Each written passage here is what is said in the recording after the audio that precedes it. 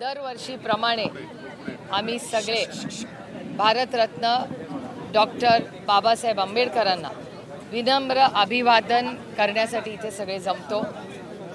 ज्यांनी आपल्याला स्वातंत्र्य सगळ्यांनी जे दिलं त्या सगळ्या युगपुरुषांच्या समोर नतमस्तक होऊन, ज्या नेत्यांनी महाराष्ट्राच्या भारताच्या सुपुत्रांनी आपल्याला या जगातलं सगळ्यात चांगलं समानतेचं संविधान दिलं, त्यांच्या समोर नतमस्तक होऊन एक नवीन ऊर्जा घेऊन आम्ही सगळे दरवर्षी इथे येतो, त्यांना अभिवादन करतो आणि संपूर्ण भारतामध्ये संविधान केंद्रबिंदू ठेवून हे राज्य आणि देश चालला पाहिजे। हा कुणाच्या मनमर्जीने चालत नाही, पण फक्त आणि फक्त भारतरत्न डॉक्टर बाबासाहेब आंबेडकरांनी दिलेल्या संविधानानेच हा देश चालणार, ही भावना घेऊन आम्ही नेहमी राज्याची आणि देशाची सेवा करत असतो। ताई, मुंबईमध्ये एक धक्कादायक प्रकार घडला। एकीकडे नशामुक्त महाराष्ट्र करायचा सरकारचा विचार आहे, मात्र गोरेगावमध्ये एक असा कॉन्सर्ट झाला ज्याच्यामध्ये ड्रग्सची विक्री झाली आणि 2 तरुणांना आपला जीव गमवावा लागलाय। त्याच्यात मला असं वाटतं याची तातडीने एक इन्क्वायरी झाली पाहिजे। मुंबईचे कमिशनर यांनी ह्याची इन्क्वायरी देऊन महाराष्ट्राला आणि मुंबईला सांगितलं पाहिजे की काय नक्की तिथे घडलं, आणि हे जर पोलिसांच्या डोळ्यासमोर हे होत असेल तर हे अतिशय चिंताजनक आहे। ह्याचा मी जाहीर निषेध करते आणि तातडीने गृह मंत्रालयाने ह्याच्यावर ॲक्शन घेतली पाहिजे। अशोक खरात बरोबर आता आयजी कराळे यांचा देखील व्हिडिओ जो आहे तो समोर येताना पाहायला मिळतो। अंजली दमाने यांनी हा व्हिडिओ जो आहे तो पोस्ट केलेला आहे। खरं तर ज्या SIT टीमकडनं अशोक खरातचा पर्दाफाश केला जातो त्याच गृह विभागातले बडे अधिकारी मात्र या अशोक खरातच्या संपर्कात होते। हीच मला काळजी वाटते आणि कालच मुंबईमध्ये तुमच्या सगळ्यांचीच प्रेसशी बोलताना, पत्रकारांशी बोलताना हीच भावना मी मांडली होती की माझी महाराष्ट्राच्या माननीय मुख्यमंत्र्यांकडून अपेक्षाही आहे आणि विनंतीही आहे की ही जी प्रक्रिया आहे, सत्तेमधलेच अनेक लोक जर ह्याच्यात सहभागी असतील तर ही SIT पारदर्शक होईल का नाही अशी भावना समाजात आणि समाज माध्यमातून वारंवार मांडली जाते। त्यामुळे ही चिंताजनक आहे।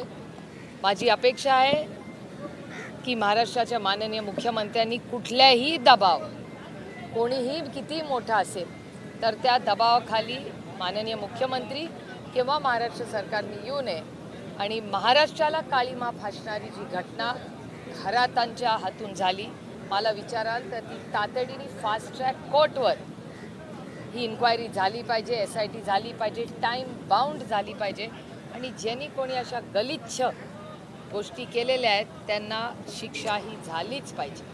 प्रणिती शिंदे म्हणतात की याच अशोक खरातांचा एन्काउंटर होऊ शकतो, कारण की अशोक खरातच्या संदर्भात सातत्याने एक बड्या व्यक्तींची नावं येतात, त्यामुळे त्यांचं एन्काउंटर होऊ शकतं अशा पद्धतीची प्रतिक्रिया व्यक्त केली। त्यांना जर काही माहिती असेल तर ती चिंताजनक आहे। प्रणिती शिंदे ह्या एक अतिशय जबाबदार खासदार आहेत, अनुभवी आमदार आणि खासदार आहेत। त्या काही बोलल्या असतील तर त्याच्यामागे नक्कीच काहीतरी त्यांना माहिती असेल आणि अशा जर गोष्टी असतील तर ह्या गोष्टी माननीय मुख्यमंत्र्यांपर्यंत पोहोचल्या पाहिजेत, कारण काही अतिशय चिंतेची बाब आहे। राज ठाकरे सामाजिक विभागात वसतिगृह आहे आणि त्यामध्ये सांस्कृतिक कार्यक्रम असताना नक्षलवादी हिमाचं जे आहे ते गाणं गायला गेलं, कुठेतरी प्रोत्साहन जे आहे ते गेलं, हे सगळे विद्यार्थी चंद्रपुरात असं पाहायला मिळते। कसं वाटतं याकडे? नाही, काय नक्की झालेलं आहे किंवा काय कुठलं गाणं काय झालं याची आपण सगळ्यांनी मिळून माहिती घेतली पाहिजे। नक्षलवादाबद्दल मला असं वाटतं ह्या भारतात आणि महाराष्ट्रामध्ये सगळ्यांची मतं, काही आमची कुणाचीच काही मतभेद त्याच्यात नाही आहेत। त्याच्यामुळे अशा कुठल्याही घटना ज्या असतील ज्याच्यातून राज्याचं आणि देशाचं नुकसान होत असेल किंवा हानी होत असेल, त्या बाबतीत राजकारण बाजूला ठेवून आम्ही नेहमीच देशाच्या ऐक्यासाठी आणि देशाच्या सुरक्षतेसाठी तत्कालीन जे कोणी सरकार आहे त्याच्याबरोबर कालही राहिलेलो आहे, आजही राहिलो आहे। त्याच्यामुळे देश पहिला, मग राज्य आणि त्याच्यानंतर पक्ष आणि त्याच्यानंतर बाकीच्या काही वैयक्तिक गोष्टी, पहिला देश। अजितदादांचा विमान अपघात हा VSR कंपनीमुळे झालेला, त्याच्या विमान अपघातामुळे झालेला होता।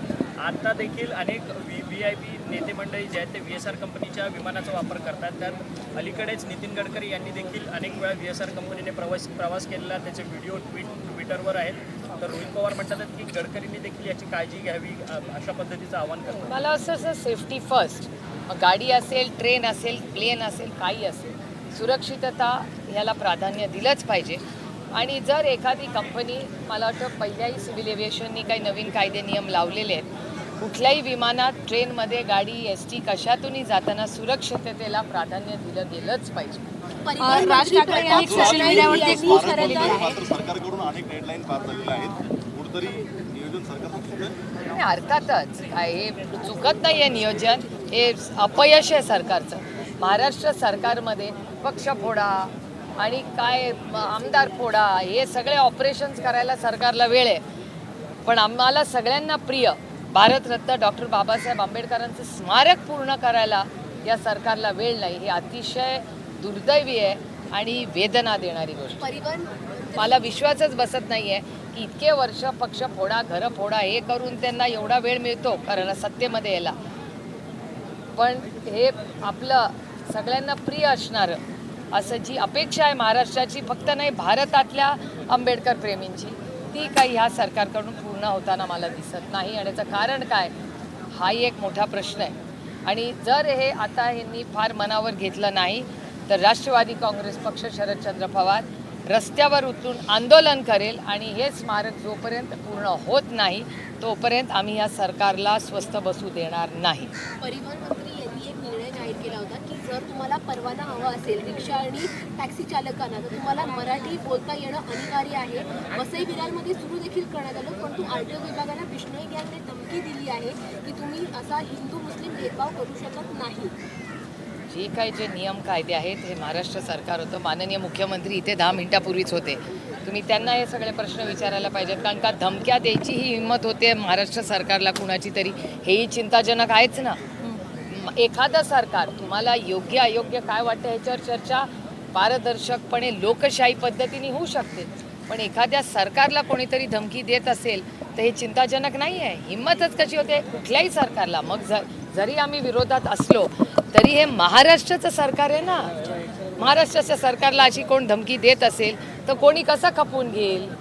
ताई प्रतिभा चाकणकर यांची इन्क्वायरी झाली, परंतु ज्या समता पतसंस्थेवरती हा सगळा विषय ठेवण्यात आलेला आहे, त्या पतसंस्थेतले अनेक खाती ज्या आहेत त्या बनावट आहेत अशा पद्धतीचं मत जे आहे त्यांनी माध्यमांसमोर येऊन व्यक्त केलं. आम्हाला कोणतीच नोटीस आली नाही अशा पद्धतीचं मत व्यक्त केलं जातं. परंतु हेच प्रतिभा चाकणकर असतील, रुपाली चाकणकर असतील, हे अशोक खरातांच्या आजूबाजूला दिसायचे. मला असं वाटतं ह्या सगळ्या प्रश्नाची उत्तरं तुम्हाला SITच देऊ शकेल. माननीय मुख्यमंत्री, त्यांचं हे गृह डिपार्टमेंट आहे, त्याच्यामुळे आपण एखादी इन्क्वायरी चालू असताना काहीतरी आपल्याला फारसं माहिती नसताना बोलणं हे माझ्यासारख्या व्यक्तीला मला तरी संयुक्तिक वाटत नाही. त्याच्यामुळे पूर्ण माहिती घ्यावी. SITकडून आपण माहिती घेऊ शकतो किंवा माननीय मुख्यमंत्री मुंबईत असतील तेव्हा त्याच्याकडून माहिती घेतलेलं जास्त योग्य राहील. माझी एवढीच हात जोडून महाराष्ट्राच्या माननीय मुख्यमंत्र्यांना विनंती आहे की जी काही इन्क्वायरी होईल ती पारदर्शकच झाली पाहिजे. आणि जे कोणी गुन्हेगार असतील, मग ते महिलांचं शोषण करण्यात असेल, हवाल्यामध्ये असेल किंवा ड्रग्जमध्ये असेल, यांनाही शिक्षा झालीच पाहिजे. ताई राज ठाकरे यांनी पोस्ट केलेली आहे, त्यामध्ये सर्वसामान्य नागरिकांसह राजकारण्यांची त्यांनी काट पोहोचले. त्यांनी असं म्हटलंय DJ लावून नुसत्या मिरवणुका काढणं, यावरून या सगळ्या गोष्टींमधून जेव्हा महाराष्ट्र बाहेर पडेल तेव्हा आपण खऱ्या अर्थाने महामानवांना आपण हे बघा, आपण ज्या वास्तूमध्येच उभे आहोत हे भारतरत्न डॉक्टर बाबासाहेब आंबेडकरांच्या विचारांचा वारसा आणि त्यांनी दिलेली दिशा या देशाला आणि आपलं संविधान, या संविधानामध्ये लोकशाही पद्धतीत प्रत्येकाला आपलं मत मांडायचा अधिकार आहे, तर त्यांनी त्याचं मत मांडलंय. मराठीतला शेवटचा प्रश्न, राज्य सरकारमध्ये पुन्हा एकदा धुसफूस पाहायला मिळते. एकनाथ शिंदे आणि देवेंद्र फडणवीसांमध्ये कालच्या कॅबिनेटला देखील उपमुख्यमंत्री नव्हते, आशाताईंच्या इथे देखील दुरावा पाहायला मिळाला. हे बघा, दुरावा किंवा जवळीक हा त्यांचा अंतर्गत प्रश्न आहे. माझी एवढीच विनंती आहे त्यांना की त्याच्यात सर्वसामान्य मराठी माणूस ह्यांच्या प्रॉब्लेम्स किंवा ह्यांच्या मनातल्या मतं आणि मनभेदामुळे त्याच्यात सर्वसामान्य मराठी माणूस ज्यांनी विश्वासाच्या नात्याने एवढ्या मोठ्या संख्येने त्यांना मतदान केलं, तो ह्याच्यात भरडला जाऊ नको. आणि महाराष्ट्राचा विकास याची गती ह्याच्यामुळे कमी होऊ नये एवढीच पांडुरंगाचरणी प्रार्थना. ABP माझा, उघडा डोळे बघा नीट.